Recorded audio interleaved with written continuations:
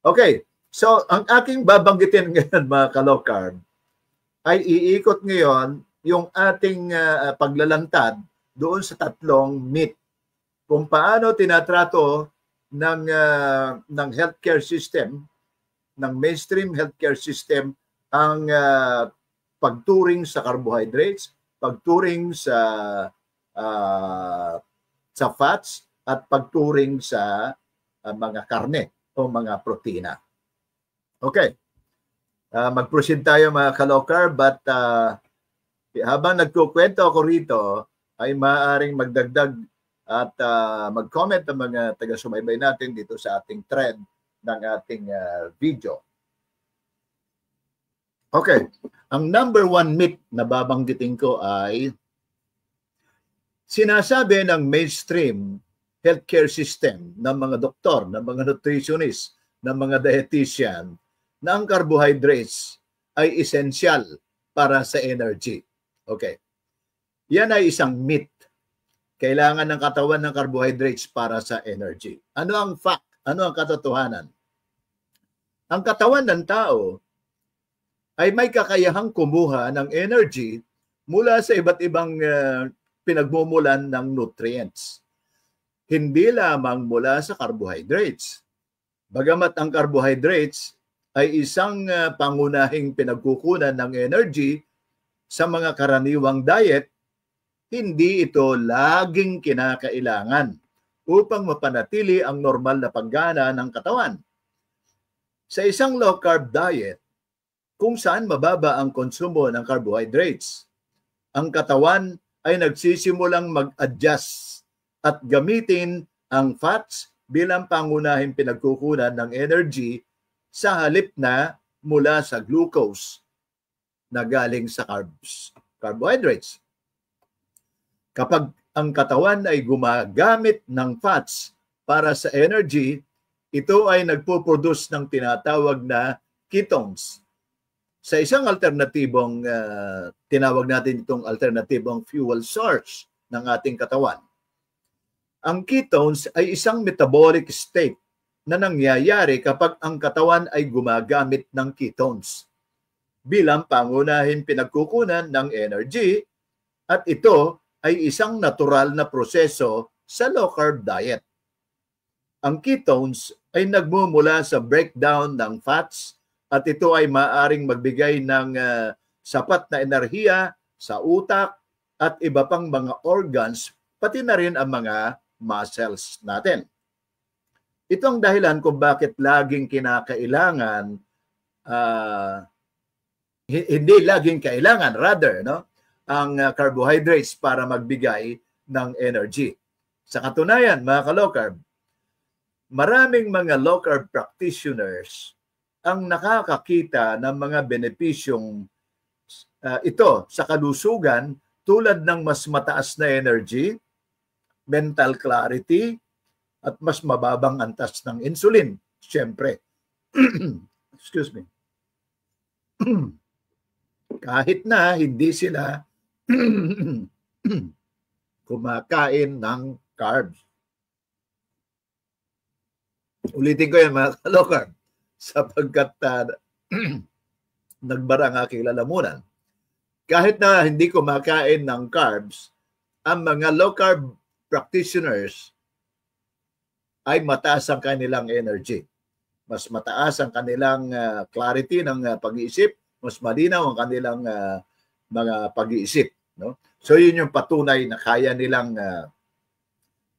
yun yung tinatawag na metabolic switch. Mula sa carbohydrates o glucose, ang kanilang energy ay nag-switch yan patungo sa fats bilang source ng energy. Okay. At kahapon, nag-post ako ng isang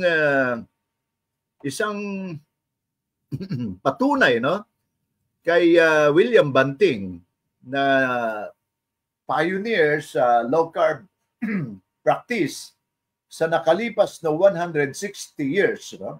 Ulitin ko mga ka-low carb, 160 years ay na-practice na niya ang low carb at naglabas nga siya ng polyeto kaugnay nito. No?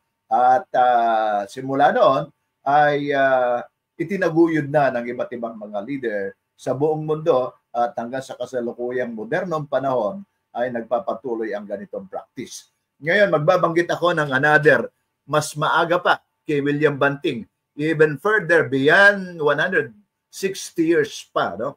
Ang babanggitin ko ay ating mga ninuno, ang mga ancestors natin.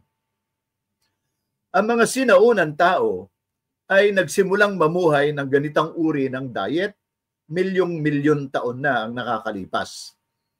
Ang mga unang tinawag na Homo sapiens at ang kanilang mga ninuno, mga 2.5 milyon taon na nakakalipas, ay umaasa sa pangangalap at pangangaso, hunting and gathering, bilang kanilang pangunahing pinagkukunan ng pagkain. Ito ay naganap sa loob ng mahabang panahon, mga 2.5 million na taon, hanggang sa taon ng nakalipas na 10,000 years na ito ay bago magsimula ang agriculture at domestication ng mga hayop. Ang pagkain nila ay pangunahing binubuo ng karne, isda, kasama dyan ang mga butil, at ilang mga prutas at gulay. Ang mga pagkain ito ay may kaunting carbohydrates at siyempre karamihan ay naglalaman ng mataas na protina at taba ng mga pagkain na ito. Okay. Ang hunter-gatherer lifestyle na ito ay tumagal ng libu-libong taon at naging natural na paraan ng pamumuhay ng mga ninuno ng tao. Sa ganitong lifestyle, hindi sila umasa sa mataas na carbohydrates, kundi sa mga healthy fats at protein para sa energy. Ang kanilang katawan ay patuloy na nag-a-adjust or nag-a-adapt at naging mahusay sa paggamit ng fats bilang pangunahing pinagkukunan ng energy at kapag kailangan, ang katawan ay pumapasok sa tinatawag na ketosis kung saan ang mga ketones na nagmumula sa fats ay ginagamit bilang fuel source. Nabanggit ko kanina na ang ganitong metabolic adaptation ay isang natural na bahagi ng pag-evolve ng tao. Sa loob ng mga 2.5 million na taon, ang mga tao ay hindi nangangailangan ng mataas na carbohydrates upang makaligtas at mag-survive. Ang evolutionary adaptation ng katawan ng tao upang magamit ang fats at ketones bilang energy ay nagpapatunay na hindi talaga esensyal ang carbohydrates para sa kaligtasan or kalusugan ng tao. Magpatuloy ako mga kalokard.